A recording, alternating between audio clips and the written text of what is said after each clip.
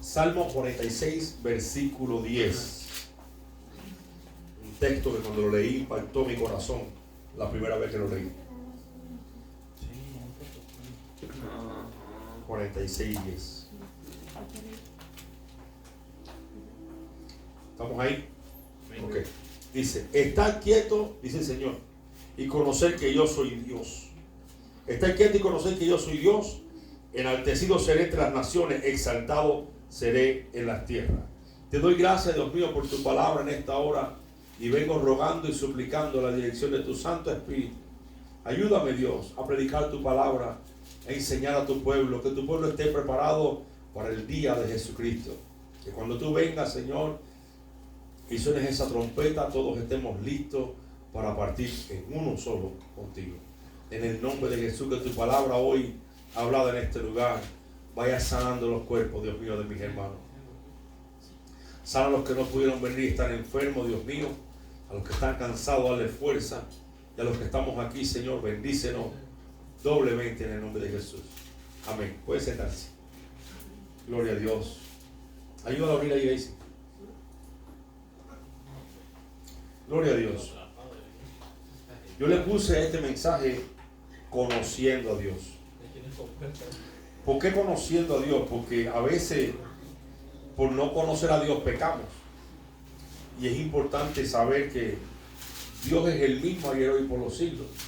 Si es el mismo ayer, hoy y por los siglos y por siempre, entonces Dios es amor, pero también ejecuta juicio cuando realmente nosotros no obedecemos lo que Dios manda que obedezcamos. Cuando estudiamos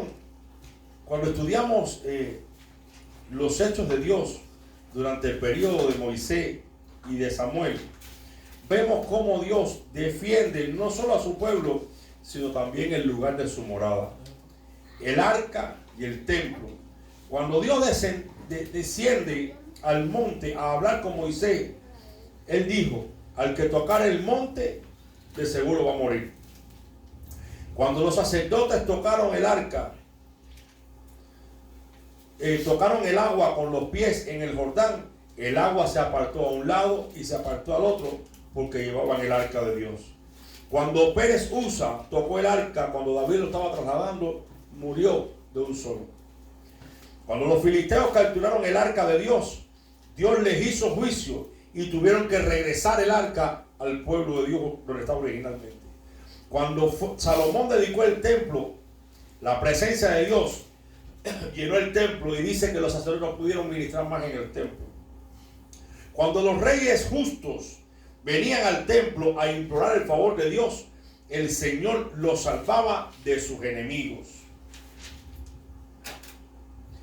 Lo que les quiero mostrar hoy es lo siguiente, que Dios es un Dios que conoce al ser humano. Dios defendió a Abraham, defendió a Noé, ayudó a Noé, defendió a Moisés, defendió a Jacob, ayudó a Isaac también. Dios estuvo con Josué. Hermano, fue increíble. Los sacerdotes llevaban el arca, tocaron los pies, con los pies tocaron el agua se separó. Cuando los filisteos agarraron el arca, se llenaron de tumores cancerosos, se murió medio pueblo. Los filisteos tuvieron que soltar el arca. Era Dios peleando porque la presencia de Dios estaba en el arca. Yo meditaba en esas cosas hoy y haciendo un recuento de las prédicas anteriores que yo he estado haciendo acerca de lo que es el panorama del Antiguo Testamento. Hay un periodo en Israel que se llama el periodo de 400 años de silencio, le titularon así, de Malaquía al Nuevo Testamento, a Mateo. Y yo decía, pero qué interesante, porque el mismo Dios, el mismo templo que Dios defendió en el Antiguo Testamento y donde moraba la presencia de Dios en el Antiguo Testamento, fíjense qué tremendo, y el sacerdote que no andaba en santidad, cuando invocaba el nombre del Señor, caía muerto, el mismo lugar donde se ofrecían los sacrificios, y Dios respondía con fuego, y Dios quitaba toda aquella sangre cuando descendía con fuego, y Dios se manifestaba al pueblo, fue el mismo lugar donde los impíos entraron después de lo que es el regreso del exilio, y estuvo el periodo de Esdras, Nehemías Y en el periodo de Esdras y Nehemías estuvo también el periodo de la reina Esther. Otro día voy a hablar un poco de Esther acerca de esto, porque es interesante, hay cosas que no se habían explicado acerca de esto, hermano. Y en ese periodo donde estaba posexílico, donde estaba Zorobabel, estaba Esdras, estaba Nehemías, estaban los sacerdotes Ageo, Zacarías y Malaquías. O sea que ellos tuvieron varias oportunidades. Estuvieron esclavos en Egipto, Dios los libró, los llevó a la tierra prometida, pecaron contra Dios como quiera, Dios tenía misericordia de ellos, enviaba profetas, los reyes eran unos impíos, sobre todo los reyes del norte, todos fueron malos, al punto que Dios los entrega en las manos de los asirios. El reino del sur, Judá, entonces, te hablo brevemente, no coge el ejemplo de lo que le pasó a Israel. También vivieron la vida un poco, una doble vida. Fueron llevados a Babilonia. En su misericordia estuvieron ellos esclavos 70 años allí. Después Dios levanta un rey impío, se llamó Ciro, hace pregonar que regrese la gente a Jerusalén, reedifiquen el templo, reedifiquen los muros, reedifiquen lo que es la ciudad de Jerusalén, manda a la gente para atrás. O sea que fue un regalo de Dios devolverlos otra vez, a recoger a todos y llevarlos a la tierra original donde estaba. Pero ellos, en vez de ser agradecidos con Dios, ellos siguieron viviendo la misma vida de siempre. Podemos decir, bueno, si hubiera sido una sola persona o una sola generación que estuvo bien, terminó mal y Dios la regresó, yo pienso que esa persona hubiera sido agradecida con Dios.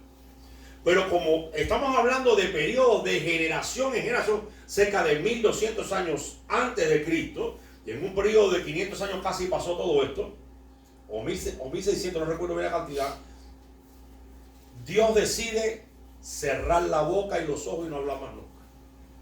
Yo me imagino que Dios debe haber dicho, desde que pecaron en el huerto del Edén, estoy ayudándolos, les estoy dando propiciación, los estoy perdonando, y siguen de malagradecidos como son. Por supuesto, no todos eran malagradecidos, porque había gente buena dentro del pueblo. Y a la gente buena que estaba dentro del pueblo, Dios siempre los bendijo, los guardó y los prosperó. Ahí no vamos a hablar del tema. Pero en sentido general, el pueblo siempre fue malagradecido con Dios. Bueno, yo pienso que entonces pensaba, yo decía, o sea, que después que Malaquías se levantó y les profetizó acerca de un Mesías y les profetizó los juicios de Dios, Dios se cayó la boca y no les habló más. Y se metieron entonces el famoso periodo de silencio de 400 años, de Malaquías a Cristo. Pero es que en ese periodo no hubo voz de Dios, ni hubo profeta que Dios levantara. Pero incluso en ese periodo estaba el templo de Dios, que fue reedificado por Zorobabel y por Esdras y por Nehemías, donde cuando la presencia de Dios descendía, se moría el que se moría, y si no, llenaba el lugar y lo santificaba con su presencia. Bueno, pues en ese mismo templo de Dios fue tanto ¿cómo decirle?, la repugnancia que tuvo Dios y el rechazo que le hizo Dios en ese momento a aquella generación, hermano, que el mismo Antíoco Epifanes profanó el lugar santísimo. O sea que ese rey impío entró al templo de Dios, agarró un cerdo y lo sacrificó en holocausto a su Dios, hermano, y no se murió el hombre. No se murió el hombre. O sea que David quería transportar el arca a Jerusalén, y en el gozo que había, toca el arca porque la carreta de los bueyes tropezó con algo, se iba a caer el arca y la iba a aguantar, y había tanta presencia de Dios y tanta santidad que el hombre se murió solamente por tocar el arca. Increíble. Pero sin embargo, cuando vemos que este impío entra al templo de Jerusalén, el hombre entra, lo profana y nada le pasa al hombre. Incluso años antes, el mismo Nabucodonosor mandó destruir el mismo templo de Jerusalén y nada le pasó. Y eso me hablaba algo.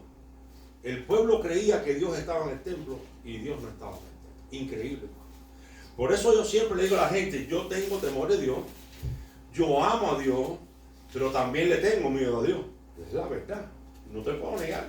Porque a veces la gente piensa que, como los padres nosotros, jugamos con los padres, el padre siempre va a perdonar. Es que Dios siempre... Llega un momento en que Dios no va a perdonar a nadie y lo suelta.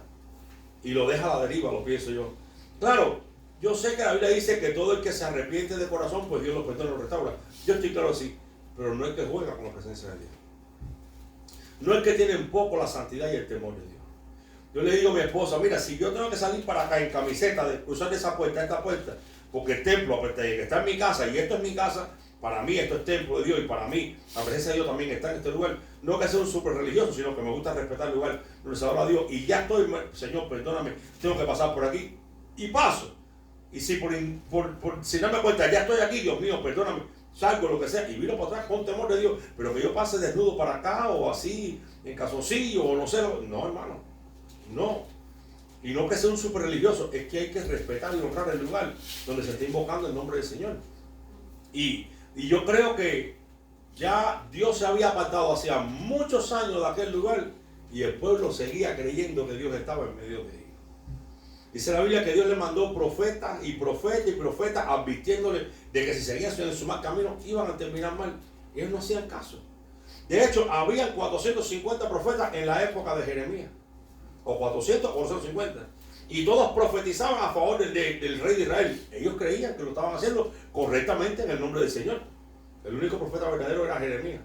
Y profetizaba todo lo contrario de lo que profetizaban todos los demás profetas. El rey podía haber dicho, no, pero es que yo le creo a los 400, no le creo a ti. Y es que ya no había presencia de Dios en Israel. Solamente había presencia de Dios donde estaba la gente que de verdad temía al Señor. Y cuando yo vi aquello, no sé si usted sabe todo lo que pasó en aquel periodo de silencio de los 400 años, pero fue un periodo tan o igual o peor que el periodo de la deportación cuando fueron a Babilonia o cuando los asirios se llevaron al reino del norte. Terrible fue aquello, al punto donde los samaritanos, o sea, los israelitas que se habían ya casado con mujeres paganas, que era prohibido para ellos, y habían hecho una vida regularmente idólatra.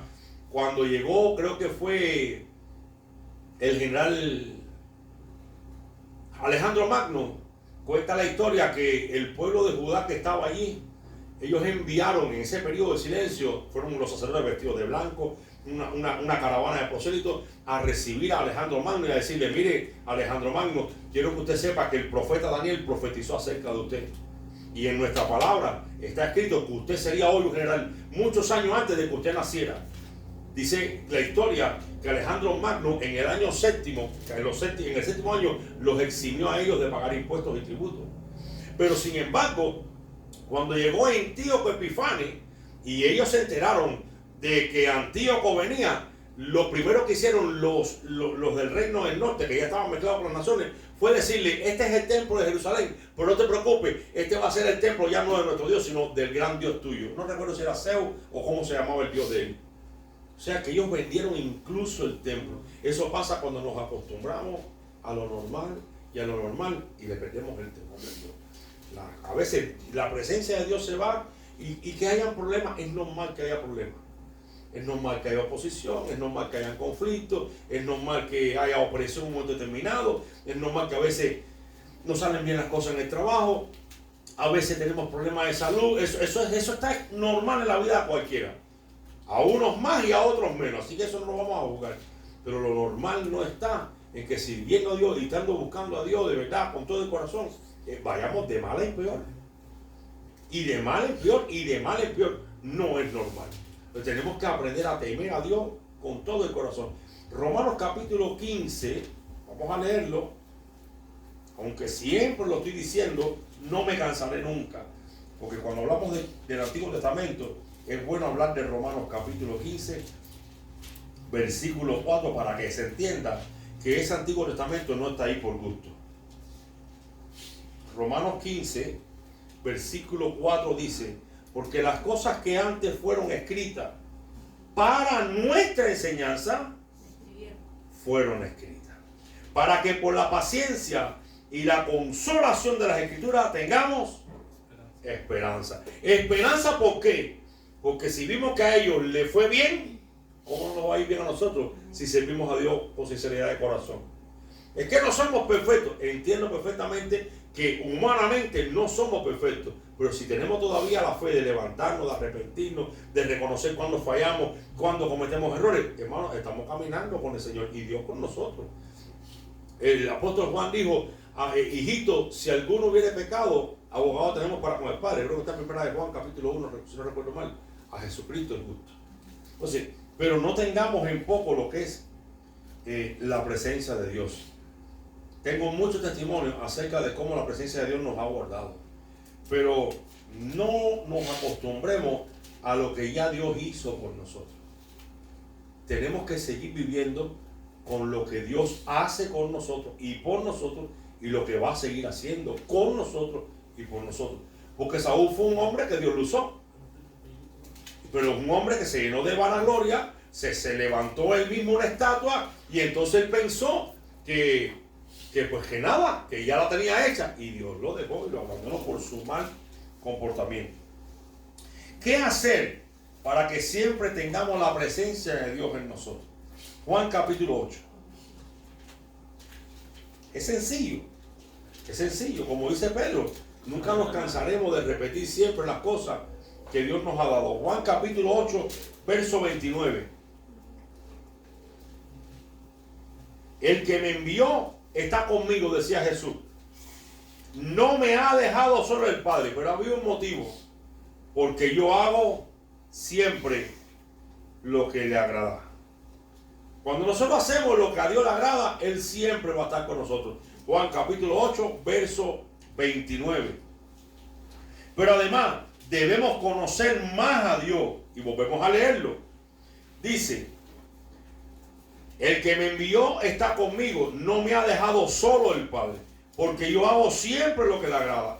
Y hablando él estas cosas, muchos creyeron en él. Entonces dijo Jesús a los judíos que habían creído en él: si vosotros permaneciereis en mi palabra, seréis verdaderamente mis discípulos, y conoceréis la verdad, y la verdad os hará libre. O sea que su palabra nos va a ayudar a conocer la verdad.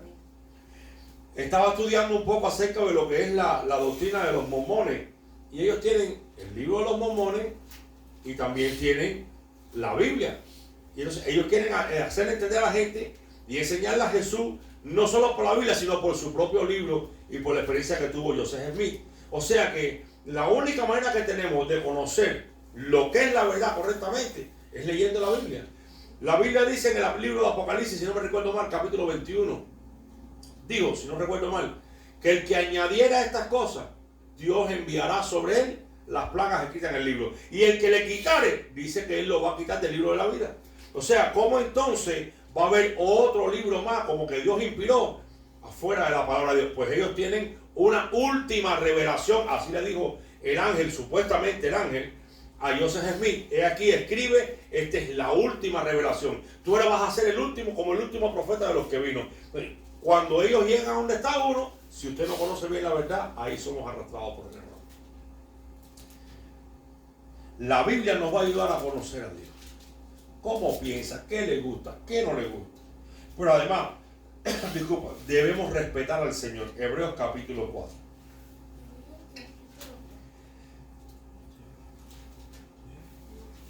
Hebreos capítulo 4. Hay una advertencia. En el capítulo 3, versículo 1, dice el Señor: por tanto, hermanos santos, participantes del llamamiento celestial, considerad al apóstol y sumo sacerdote de nuestra profesión, Cristo Jesús. Y dice el versículo 6: pero Cristo, como hijo sobre su casa, la cual somos nosotros, si retenemos firme hasta el fin la confianza y la gloria de la esperanza. En otras palabras, Él va a ser, vamos a ser hijo de Él, y vamos a hacer casa si retenemos hasta el fin la confianza y la gloria de la esperanza. El problema no está en que salvo siempre salvo. Eso es una falsa doctrina, totalmente falsa doctrina. Porque aquí me está enseñando de que si nosotros no retenemos hasta el fin la confianza en el Señor, podemos ser desechados también como lo fueron ellos. Pero además el capítulo 4 de Hebreo dice: temamos pues, porque vamos a temer entonces, que quedando aún la promesa de entrar en su reposo, alguno de vosotros parezca no haberla alcanzado. Porque también a nosotros se nos ha predicado el evangelio como a ellos, pero no les aprovechó la palabra predicada a los que la oyeron, al no ir mezclada con fe. Y estamos hablando de los que estaban en el Antiguo Testamento, que salieron de Egipto a la tierra prometida, a los cuales Dios se desagradó y quedaron postrados en el desierto. Les hizo promesa, no la creyeron, se murieron en el desierto. Y hablando acerca de ese tema, nos dice, temamos pues, porque voy a tenerle miedo a Dios. Porque voy a temar si supuestamente ya soy sapo, siempre sapo. No, es que como ellos perecieron, también nosotros podemos perecer igual. Porque también a nosotros se nos ha predicado el evangelio como a ellos, pero no les aprovechó la palabra predicada por los que lo oyeron, al no ir mezclada con fe. O sea, como que, sí, nos enseñaron la palabra, yo sé que sí, Dios existe, yo sé que sí, pero yo tengo mis problemas, yo tengo mis cosas que hacer también. ¿No será Dios capaz de ayudarnos y de bendecirnos cuando realmente le estamos buscando a Dios? Yo siempre he dicho lo siguiente, los problemas siempre van a venir. Estemos en Cristo o estemos sin Cristo. Hay más probabilidades sin Cristo que con Cristo, pero además, con Cristo, aunque parezcan grandes problemas, Dios nos va a ayudar. Aunque el problema parezca insoportable, de todos modos Él nos va a ayudar. Bueno, de todos modos le doy gracias a Dios por mi hijo como quiera. Yo me gozo con él todavía y todo. Pero creo que es un ejemplo de que Él siempre nos va a ayudar. Nunca nos ha dejado. Nunca nos ha desamparado. Siempre nos ha proveído. De una forma o de otra siempre nos ha sustentado. Y mi hijo, gracias a Dios, tiene todos los beneficios que él tiene. Y tiene la salud. Y nos ha dado solo nosotros para cuidarlo a él. Entonces, ¿de qué vale, como dice la Biblia, la riqueza de muchos pecadores cuando vamos a ir de cabeza al infierno? Tenemos que tener cuidado, no nos pase como le pasó al pueblo de Israel, que creía que Dios estaba con ellos. Sobre todo, no sé si se acuerdan cuando en la época de Samuel los filisteos se levantaron y el pueblo agarró, viró para atrás, agarró el arca de Dios que tenía la presencia de Dios y la llevaron al campo de batalla. Y ni aún con la presencia de Dios vencieron, se la quitaron de las manos los filisteos y el pueblo perdió la batalla. Simplemente porque estaban confiados de que a pesar de con su vida tan fría que vivían, ellos creían que Dios les iba a dar victoria. Hermanos, los mataron a casi todos, le quitaron el arca que era lo más precioso, por 20 años estuvo el pueblo sin arca y sin embargo perdieron la batalla. Entonces, yo sé que todos nos podemos desanimar, todos nos hemos desanimado, todos estamos cansados, muertos, terminados, pero nunca perdamos la fe. Dice que tiene grande galardón. Aunque afligido yo necesitaba, decía la palabra, el Señor pensará en mí. Entonces, no juguemos con su presencia. No juguemos a ser cristianos. Cuando vemos el amor de Dios para con nosotros, solo queda estar agradecido de estar en su reino. Mire, por ejemplo, estamos ahora en un país. Si viene una nación a combatir al país, pues estamos defendidos por las Fuerzas Armadas de este país. Y allí sacan los mejores armamentos y le tiran allá. Puede que lleguen algunas aquí, pero miren Israel ahora, un escudo antimisil que por más misiles que llegan, casi el 90% los paran en el aire. Así pasa con Dios. Estamos en su reino. Y si estamos en su reino, Él nos está guardando con sus ángeles, con sus arcángeles, ni sé cuántos tipos de serafín y de cosas tiene el Señor ahí, o de ángeles puestos a guardarnos a nosotros, hermano, con su presencia, y el enemigo queriendo atacarnos y acabar con nosotros. No lo vemos, pero ¿por qué tú crees que estamos en pie todavía? No nos gloriamos en nosotros, nos gloriamos en el poder de Dios. Estamos en su reino, es porque fue Él el que nos trajo para acá. Debemos estar agradecidos con el Señor. Vamos a ponernos de pie y vamos a orar al Señor. Gloria a Dios. Agradecido con Dios todo el tiempo. Todo el tiempo. Vamos a adorar a Dios. Quiero que por un momento hagamos memoria cómo el Señor nos ha traído hasta aquí. Cómo nos ha guardado. De cuántos accidentes. Dios mío. Hasta la roja. Los otros días iba caminando yo, me agarró tarde y en el medio de la calle vine a parar yo con la luz roja. Gracias a Dios no venía ningún carro. Te adoramos, Señor. Estamos agradecidos contigo por tanta misericordia. Perdónanos, Señor, por haber contristado tu presencia, por haberte fallado en algún momento. Perdónanos, Dios. Pero quiero que sepas que estamos agradecidos contigo, Señor. Te doy gracias por habernos perdonado, por habernos rescatado y por estar en tu reino. No queremos nunca vivir como tu pueblo Israel en el desierto o tu pueblo de Israel en los tiempos de Samuel cuando los filisteos capturaban el arca. Ellos creían que tú ibas con ellos, y los entregaste en manos del enemigo, por cuanto no te temían. La frialdad llenó su corazón. Oh Dios mío, la rutina los envolvió, y cuando llegó el día de la batalla, perecieron. Cuando llegó el día donde supuestamente tú los ibas a defender, no los defendiste y los entregaste en manos de los enemigos. Ellos creían que vivían una vida en tu presencia y donde tú estabas contento de la vida tan mediocre que ellos vivían. Hasta el día que se levantaron los filisteos, capturaron el arca y destruyeron a tu pueblo. Lo mismo pasó con el reino del norte. Creían que estabas con ellos, ofrecían holocaustos, ofrecían sacrificios, profetizaban, te cantaban, te buscaban, Dios. Creían que tú estabas con ellos, hasta que llegaron los asirios y se lo llevaron cautivo. Judá creía que estabas con ellos, estaban prósperos, estaban bien, tenían paz por toda parte, Señor. Habían profetas, había sacrificios, habían sacerdotes, había profecía. Pero llegó Nabucodonosor, mató mucha gente de tu pueblo y se lo llevaron cautivo. Tú no estabas con ellos. No queremos, Señor, vivir engañados de que tú estás con nosotros y a la hora de las horas tú no estás con nosotros. Perdónanos, por favor. Perdóname a mí, perdona a mi casa, perdona a mi familia y perdona a tu pueblo. Tenemos que tener la seguridad de que estás con nosotros y de que nuestros caminos te agraden. En el nombre de Jesús queremos agradarte siempre. Y en este lugar hemos decidido rendirte culto a ti, oh Dios Todopoderoso, hasta el día que tú abras puertas en otro lugar. Porque tú has dicho que vas a abrir puertas y nos vas a mover a un lugar mucho más espacioso. Yo te pido que en esta hora tú bendigas con bien a tu pueblo y que te glorifiques en el nombre de Jesús.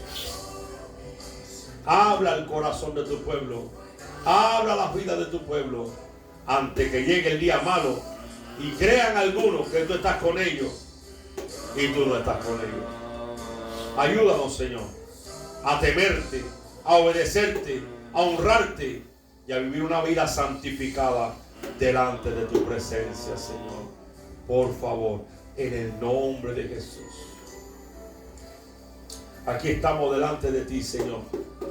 Nos despedimos de este tiempo en esta hora, suplicando que sea tu Espíritu Santo guiándonos de regreso a nuestros hogares. En el nombre